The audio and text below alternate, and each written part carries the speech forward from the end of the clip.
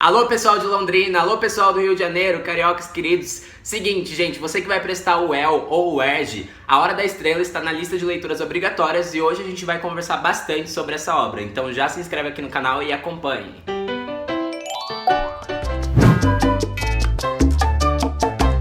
Gente, então para começar com dois pés no peito já, a obra A Hora da Estrela é uma literatura de denúncia. Ela faz parte do modernismo e no modernismo a gente tinha muito isso, como a gente viu em Vidas Secas, por exemplo, que falava sobre as mazelas sociais. Deveriam existir políticas públicas para que essas pessoas que moram nessa região não sofram tanto com os problemas da seca, né? Que elas têm uma vida digna, que têm os seus direitos, mas a gente tem uma realidade um pouco diferente disso. Mas a diferença aqui é que na segunda fase a gente tinha um caráter mais amplo, assim, mostrava vários núcleos. Na terceira fase do modernismo a galera já era mais intimista, já pensava mais no eu. Então ela fica se questionando o tempo todo sobre, beleza, tem essa sociedade aqui que tá toda errada e tem pessoas que estão passando fome, mas qual é o meu papel nesse rolê? Gente, vamos ajudar. Então, o livro ele é dividido em duas partes. A gente tem uma primeira camada, assim, que é o Rodrigo SM, que é um personagem narrador, mais ou menos assim, porque ele que escreve a história da Macabeia, que seria a estrela dessa história, né, a protagonista de verdade. Então a gente tem os questionamentos dele antes de começar a contar a história da Macabeia. Ele começa a se perguntar o que ele tá fazendo. Ele como um cara ali da elite intelectual, um cara classe média, um cara que tá bem, o que ele tá fazendo e o que ele pode fazer pelas pessoas. Justamente por ser uma obra tão intimista que fala do eu, a gente tem muita análise psicológica dos personagens. A gente fica ali esmiuçando o que ele tá pensando, por que ele pensa isso, por que ele é do jeito que é. Tanto com o Rodrigo SM, que é nosso escritor, como Macabeia, que a gente vai falar dela já já. Se você já leu alguma obra da Clarice, você sabe que ela tem um jeito todo peculiar ali dela de escrever. Geralmente ela escreve em fluxos de pensamento, então é um texto mais corrido, assim, uns blocões enormes de texto. E esse livro, ele tá cheio de figuras de linguagem. Mas essas daqui, que a Pamba não parou um segundo de falar, são as figuras de linguagem semânticas, que alteram o sentido da coisa. Em primeiro lugar, a gente tem a metalinguagem, lembra dela? Quando uma coisa fala da própria coisa? Aqui a gente tem um livro que tem um escritor falando sobre o próprio livro, sobre o personagem, sobre como ele vai escrever. E uma figura de linguagem que está muito presente nesse texto é a ironia, porque logo no início, antes de contar essa história da Macabeia, em que o Rodrigo tá falando por que ele é a pessoa ideal para contar a história dela, ele diz que como a história da Macabeia é uma história muito triste, cheia de desgraças, né, cheia de infortúnios aí que ela teve na vida dela, tinha que ser um homem para contar essa história, porque uma mulher ia deixar o texto cafona, piegas, ia ficar lacrimejando e não ia conseguir contar a história direito. Só que percebam, Clarice é uma mulher, até onde a gente sabe. Macabeia também, que é a personagem que passa por todas essas coisas. Se a gente tem uma mulher que tá escrevendo um texto sobre uma mulher e aí entra um homem no meio, falando, ah, não, só eu posso falar. Isso provavelmente foi uma questão que a própria Clarice sofreu ao longo da vida, né? Porque a mulher tem que escrever isso daqui e homem pode escrever coisas mais científicas, mais sérias, mulher escreve só o textinho bonitinho ali que é o que ela aguenta. Então, um livro que joga tanto na cara a questão da pobreza e de desigualdade social, na verdade não deveria ser escrito por um homem, assim, não necessariamente precisa ser escrito por um homem, porque a gente tá vivenciando essa situação todos juntos, homens, mulheres, enfim.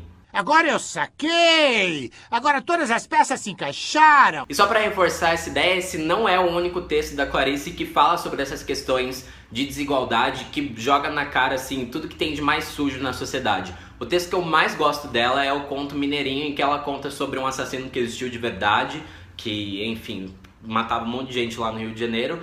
E aí aconteceu que a polícia pegou o cara e matou ele a 13 tiros. E aí a Clarice fica transtornada, tipo, qual a necessidade disso, de atirar 13 vezes num cara que já estava morto, que na verdade, né, a morte, ela não foi um negócio de justiça, mas um negócio de ódio, assim. A gente quer exterminar esse cara. E ela fica muito transtornada e escreve esse texto. Então ela tá sempre olhando esse tipo de questão.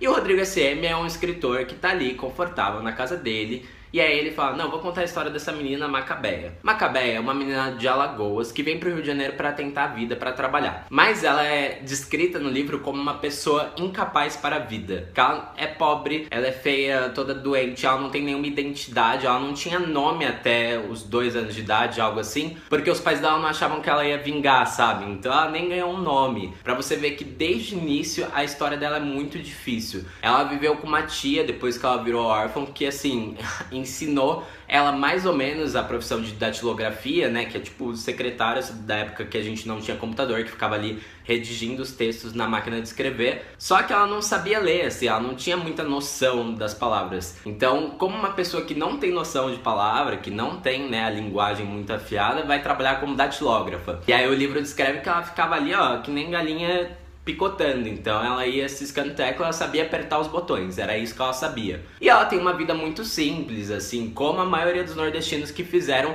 esse processo de imigração que foi muito comum no século passado, né, desde o desenvolvimento aqui da região sudeste, a galera começou a vir pra cá pra tentar uma vida melhor. Essa história realmente aconteceu e, inclusive, é um conceito de geografia. Se você tiver dúvida, na verdade, a gente convidou aqui o professor Silvestre para explicar um pouco pra gente. Fala aí, Silvestre, como é que é esse negócio da migração? Olá, Guto! Olá, pessoal que assiste aí o Valeu Livro. Meu nome é Silvestre e sou do canal Hiperativo Geo. O link do meu canal vai estar aí na descrição. Mas, como o Guto acabou de perguntar, por que será que houve esse grande fluxo migratório do Nordeste para o Sudeste? O êxodo nordestino é um processo migratório secular. A precária situação econômica, as constantes secas e a prosperidade econômica de outras regiões do Brasil foram fatores determinantes no início do processo migratório do Nordeste. Com o auge da industrialização do Brasil entre as décadas de 1950 e 1980, a migração nordestina para a região sudeste, em especial para os estados de São Paulo e Rio de Janeiro, foi bastante grande, tornando as capitais desses estados os grandes polos de atração para essas populações. Com a melhoria estrutural de outras regiões do Brasil, somadas aos problemas que surgiam nas grandes cidades por causa da superpopulação, a migração nordestina diminuiu consideravelmente. Apesar de Rio de Janeiro e de São Paulo continuarem sendo importantes polos de atração, a migração polinucleada tornou-se mais evidente. Entre as décadas de 80 e 90, o fluxo migratório do Sudeste diminuiu e surgiram também migrações para a região do Distrito Federal e também para a região amazônica. E é isso, Guto. A geografia está sempre presente na literatura, como você sabe, mas no Hiperativo Geo falamos mais dos processos geográficos. Literatura é com vocês são os mestres, não é verdade? Então é com vocês, pessoal do Valeu Livro. Até mais! Então agora que você já entendeu esse conceito, vamos entrar mais na vida da Macabeia, que era uma pessoa muito simples. Ela era toda deslumbrada, assim, ela assistia televisão e ela queria ser uma artista de cinema. Ela era inspirada ali pela Marilyn Monroe. Sabe o que eu queria ser? Eu queria ser artista de cinema. Tem várias análises, inclusive, que falam que ela é uma perfeita vítima da indústria cultural. Por exemplo, a bebida favorita dela era Coca-Cola. Então o dinheirinho que ela tinha ali do salário dela de datilógrafa, além de pagar o aluguel dela, que ela morava com umas outras meninas, era tipo uma república assim, ela se dava algum luxo de tomar a Coca-Cola dela e de ir ao cinema, porque ela sonhava com essa vida de glamour, enfim, lembrando que a Coca-Cola no século passado vendia esse estilo de vida até hoje, né, na verdade, de pessoas que são super descoladas e tão bem de vida e são super felizes. E pra alguém que tem uma história de sofrimento como a da Macabeia, isso era muito importante, era tipo life goals, assim, o objetivo da vida dela. Como um dos pontos principais desse livro é a análise psicológica, a gente tem que falar aqui que Macabeia era uma pessoa que pedia desculpas por tudo. Tudo isso que ela viveu, todas essas influências externas desde que ela nasceu, e né, do corpo mesmo, que ela não tinha força física, ela era raquítica, assim, principalmente porque ela não comia muito bem.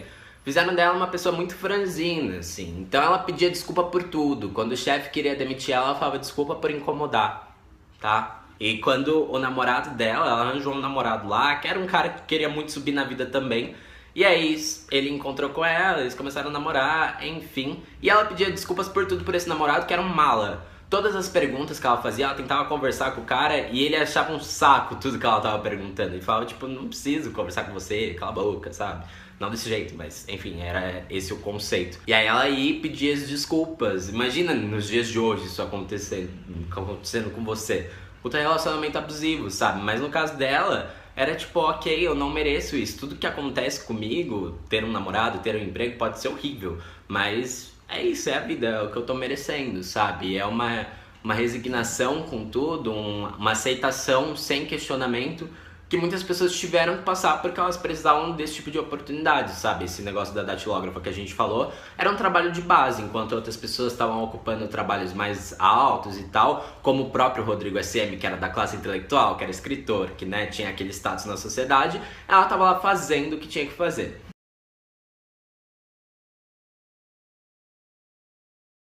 Chegando pro final do livro, ela vai visitar uma cartomante para saber que futuro que a gente pode esperar, o que vai acontecer. E aí a cartomante diz que ela vai ser muito famosa e tal, ela vai ser muito reconhecida, ela vai conseguir casar com um homem loiro dos olhos azuis, enfim, ou o estereótipo de galã americano, né, do cinema que ela tanto gostava. E quando ela sai desse escritório da cartomante, ela é atropelada. E ela acaba morrendo, e aí junta uma galera em volta dela, assim, e esse é a hora da estrela, de verdade, nesse livro. Esse é o ápice da história da Macabeia, né, da vida dela, em que todo mundo a reconhece e vê aquela menina. E inclusive é nesse momento que Rodrigo SM estava passando na rua, que ele vê Macabeia no chão e decide que ele precisa contar a história dela, que ela precisa ser representada porque a vida toda ela não foi. Então, assim, a gente olha para esse livro e a gente vê que a Clarice gosta da questão da desigualdade social e da análise psicológica. E não só da Macabeia. A Macabeia é uma parte muito importante, ela é a protagonista do livro. Mas o que é esse homem que ele se acha no direito de contar essa história, mesmo ele não conhecendo, né? Porque ele nunca falou com Macabeia, ele viu ela morta. Mas ele acha que ele tem propriedade suficiente para contar a história dela por ela e que ele vai ter mais propriedade do que uma mulher, porque uma mulher, enfim, seria piegas e tal. Então qualquer questão que você for responder sobre esse livro, A Hora da Estrela, lembre bastante das figuras de linguagem, né, da metalinguagem, da ironia que a Clarice usa e também da análise psicológica tanto do Rodrigo SM como da Macabeia, que são extremamente importantes nessa fase do modernismo. E ó, se você está precisando de ajuda pro vestibular aí, a gente fez vários vídeos sobre vários vestibulares, os principais aí do país. Se você ainda não viu, chegou aqui nesse vídeo por acaso, tá aqui em cima, é só clicar aqui ó, na minha cabeça, tá vendo isso? É só clicar, porque a gente tem vários vídeos explicando conceitos de escolas literárias e também várias obras. Então se inscreve aqui no Valer um Livro e acompanhe que a gente vai ajudar bastante, tá bom? Beijo e até o próximo vídeo.